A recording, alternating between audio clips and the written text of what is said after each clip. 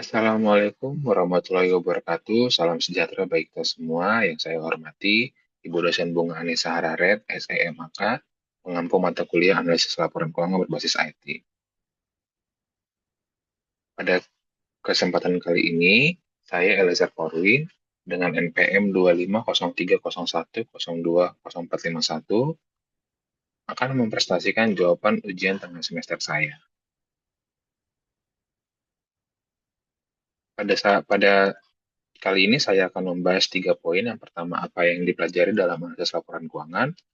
Lalu yang kedua, bagaimana menganalisis sebuah laporan keuangan. Serta yang ketiga, rasio apa saja yang digunakan dalam menganalisis laporan keuangan. Nah, yang pertama, apa yang dipelajari dalam analisis laporan keuangan? Analisis laporan keuangan merupakan proses atau kegiatan menganalisis laporan keuangan perusahaan dengan menggunakan alat-alat atau teknik-teknik analisis untuk mendapatkan informasi yang diperlukan dalam analisis bisnis. Utamanya, untuk memahami kinerja keuangan yang telah dicapai perusahaan pada 3 kegiatan utamanya, yakni kegiatan operasional, investasi, dan pendanaan. Adapun objek analisisnya adalah neraca, laba rugi, arus kas, dan perubahan ekuitas. Dengan melakukan analisis laporan keuangan, semua pihak yang berkepentingan akan mendapatkan informasi yang lebih akurat. Nah, berbicara mengenai tujuan, ada 5 tujuan fundamental yang saling berkaitan, yaitu pertama, screening. Analisis ini digunakan sebagai saringan untuk memilah ribuan peluang investasi, di mana kita menyaring perusahaan mana yang fundamentalnya sehat dan mana yang berisiko tinggi sebelum kita masuk ke analisis yang lebih dalam.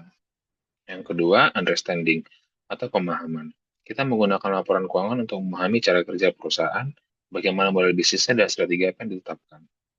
Ketiga, forecasting, di mana tujuannya untuk menggunakan data-data masa lalu untuk memprediksi masa depan.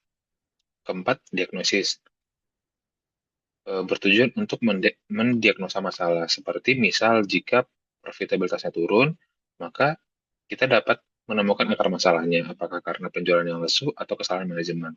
Dan yang kelima adalah evaluasi, di mana kita mengevaluasi kinerja manajemen atau perusahaan, apakah manajemen berhasil memberikan nilai tambah bagi pemegang sahamnya. Selanjutnya adalah pengguna laporan keuangan. Pengguna laporan keuangan ada yang pertama investor, di mana mereka menggunakan analisis laporan keuangan untuk menilai apakah perusahaan mampu memberikan keuntungan yang sebanding dengan risiko yang mereka ambil. Lalu yang kedua ada kreditur atau bank, di mana mereka menganalisis likuiditas dan solvabilitas untuk memastikan uang yang dipinjam bisa kembali beserta bunganya. Lalu yang ketiga ada manajemen internal, di mana mereka menggunakannya untuk mengevaluasi apakah strategi yang dijalankan sudah efektif atau perlu perbaikan. Lalu ada pemerintah, di mana berkepentingan untuk memastikan kepatuhan pajak dan regulasi. Jadi, kesimpulannya adalah analisis laporan keuangan mempelajari proses kritis dalam mengubah data kuantitatif akuntansi menjadi informasi strategis yang bermakna.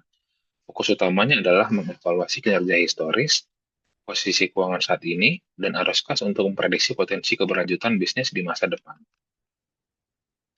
Lalu, pertanyaan kedua, bagaimana cara menganalisis sebuah laporan keuangan? Nah, proses analisis yang benar harus melalui tahapan-tahapan sistematis, di mana ada 4 tahapan proses dan 4 teknik utama. Yang pertama adalah analisis strategi bisnis, di mana tahap ini bertujuan untuk memahami konteks bisnis perusahaan. Dimulai dengan mengidentifikasi karakteristik industri, kondisi ekonomi makro, serta posisi kompetitif perusahaan. Tujuannya adalah untuk memahami faktor-faktor eksternal dan internal yang mempengaruhi profitabilitas dan risiko perusahaan sebelum melihat data keuangan. Lalu yang kedua adalah analisis akuntansi, di mana prinsipnya kalau data akuntansinya kotor atau hasil manipulatif, maka hasil analisis kita pasti salah. Lalu yang ketiga adalah analisis keuangan. Pada tahap ini, data keuangan yang telah dievaluasi kemudian diolah untuk menilai kinerja perusahaan.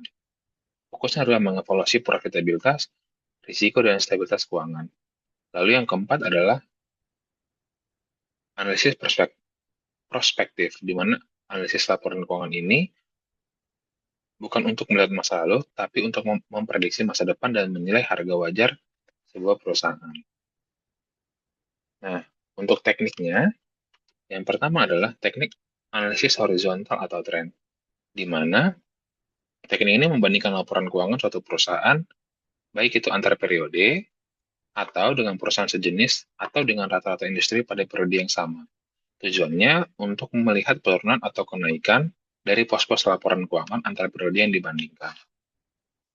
Lalu yang kedua ada analisis vertikal atau common size, di mana ini adalah analisis yang membandingkan masing-masing pos dalam laporan keuangan pada satu periode dengan angka dasar dalam laporan keuangan yang sama, yang bertujuan untuk menggambarkan proporsi suatu pos tertentu terhadap angka dasar yang ada dalam laporan keuangan.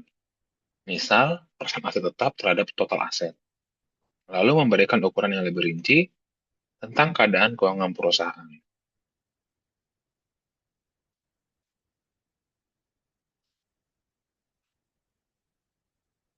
Lalu ada analisis resiko, yang ini akan saya jelaskan secara mendalam pada slide berikutnya. Keempat, ada analisis arus kas, di mana analisis ini berfokus pada evaluasi sumber dan penggunaan kas perusahaan yang terbagi dalam aktivitas operasi, investasi, dan pendanaan. Analisis ini krusial untuk membedakan antara laba basis akrual dengan ketersediaan kas real, serta menilai kemampuan perusahaan dengan menghasilkan arus kas positif untuk kelangsungan operasionalnya. Nah, lalu yang ketiga, poin terakhir, rasio apa yang digunakan dalam analisis laporan keuangan? Ada 4 analisis yang dapat digunakan, yaitu yang pertama analisis likuiditas, di mana mengukur kemampuan likuiditas jangka pendek perusahaan dengan melihat aktiva lancar perusahaan relatif terhadap utang lancarnya.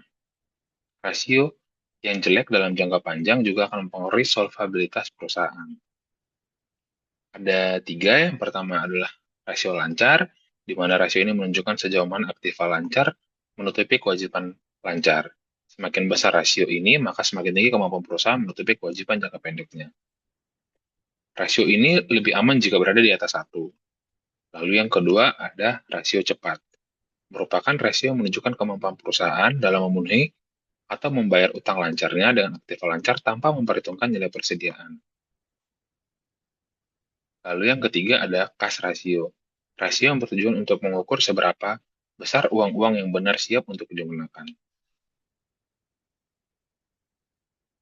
Lalu ada analisis solvabilitas. Analisis ini mengukur kemampuan perusahaan dalam memenuhi kewajiban-kewajiban jangka panjangnya. Perusahaan yang tidak solvable adalah perusahaan yang total utangnya lebih besar dibandingkan total asetnya. Nah, untuk ini ada 3 rasio yang bisa digunakan. Yang pertama adalah debt to asset ratio, yaitu rasio yang digunakan untuk mengukur perbandingan antara total utang dengan total aktiva. Dengan kata lain, menjelaskan seberapa besar aktiva perusahaan yang dibiayai oleh utang, atau seberapa besar utang perusahaan berpengaruh terhadap pengolahan aktiva. Lalu yang kedua adalah rasio kelipatan pembayaran bunga. Rasio laba sebelum bunga dan pajak atau EBIT terhadap beban bunga. Suatu ukuran kemampuan perusahaan dalam memenuhi pembayaran bunga tahunannya.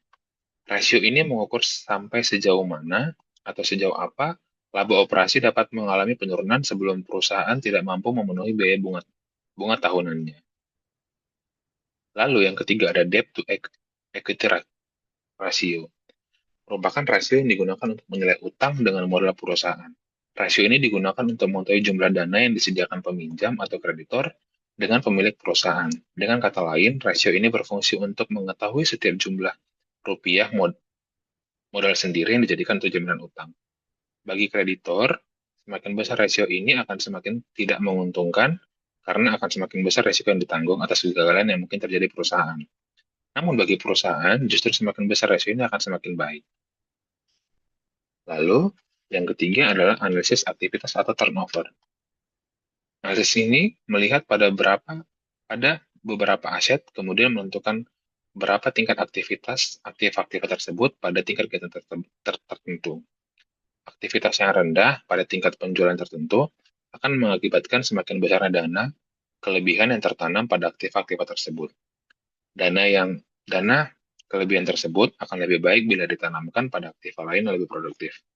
Nah, untuk ini ada 4. Yang pertama adalah rasio perputaran aktiva tetap, di mana rasio ini menunjukkan berapa kali aktiva tetap bersih berputar bila diukur dari volume penjualan. Semakin tinggi rasio ini, maka semakin baik. Artinya kemampuan aktiva tetap menciptakan penjualan semakin tinggi. Yang kedua, ada rasio perputaran total aktiva. Rasio ini untuk mengukur efektivitas penggunaan total aktiva. Rasio ini memperlihatkan sejauh mana efektivitas perusahaan dalam mengelola tindakan aktivanya. Semakin tinggi rasio ini berarti menunjukkan manajemen yang baik. Yang ketiga, rasio perputaran persediaan, di mana rasio ini menunjukkan seberapa cepat persediaan dalam siklus produksi normal. Semakin tinggi rasio ini, maka semakin baik. Artinya kegiatan penjualan berjalan cepat. Lalu yang keempat, rasio jumlah hari penjualan belum tertagih. Rasio ini menunjukkan seberapa cepat penagihan utang,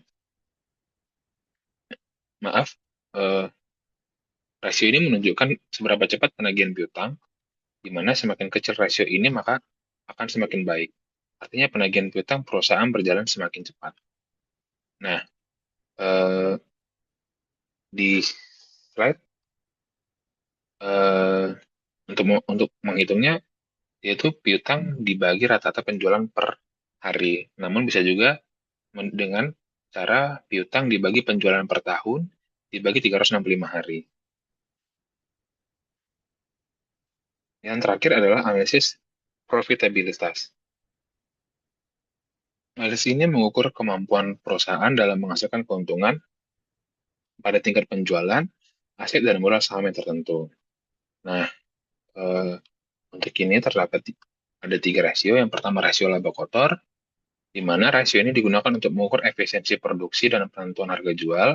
Untuk menentukan faktor-faktor yang mempengaruhi perubahan rasio ini dapat dipelajari lebih rinci pada proporsi elemen biaya terhadap penjualan. Lalu ada rasio laba bersih, di mana rasio ini mengukur laba bersih dibagi dengan penjualan. Di mana rasio yang rendah akan menunjukkan adanya perbedaan pada strategi pendanaan, bukan pada masalah operasi.